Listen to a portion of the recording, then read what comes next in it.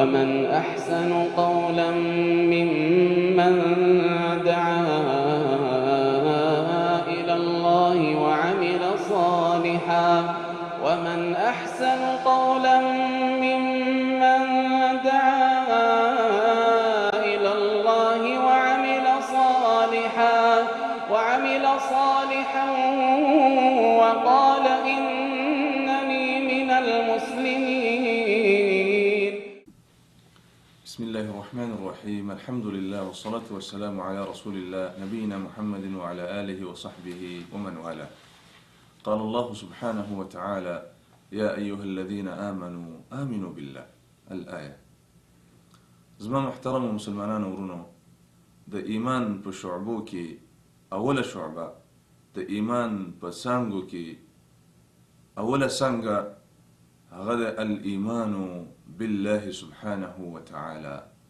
په خپل رب باندې، په خپل مولا باندې، په خپل خالق باندې، په خپل مالک باندې، په خپل رازق باندې، په الله سبحانه وتعالى باندې ایمان او عقیده لرل. دا د ایمان اصل دی، او دا د ایمان جرله ده، او دا د ایمان اولنی شعبه ده.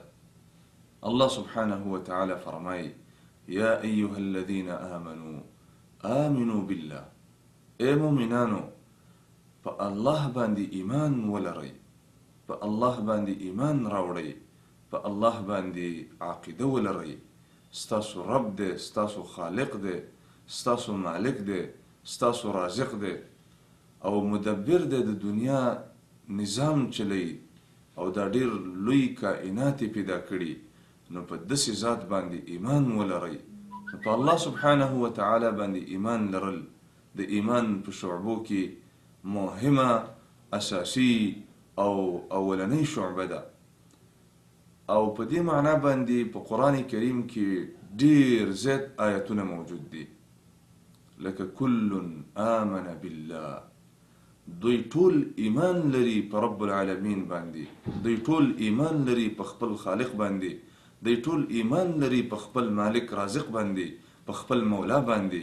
همدارنګ رسول الله صلی الله علیه وسلم فرمای: امرت ان اقاتل الناس حتى يشهدوا ان لا اله الا الله. ابو هريره رضی الله تعالی عنه فرمای چې د الله رسول فرمایلی دي چې ما ته دا امر کړی شوی، زه په دې مامور یم چې ان اقاتل الناس، چې زه د خلکو سره جهاد او قتال وکما، حتى يقولوا لا اله الا الله، تر دې چې دا خلک دا اقرار وکي، دا اعتراف وکي، او په دې ایمان ولري چې نشته د حقدار د بندګۍ، نه د سوال او د زارۍ، مگر یو اله رب العالمین دی. او په دې اعتراف او اقرار وکي چې محمد صلی الله علیه وسلم د هغه رسول او بنده دی.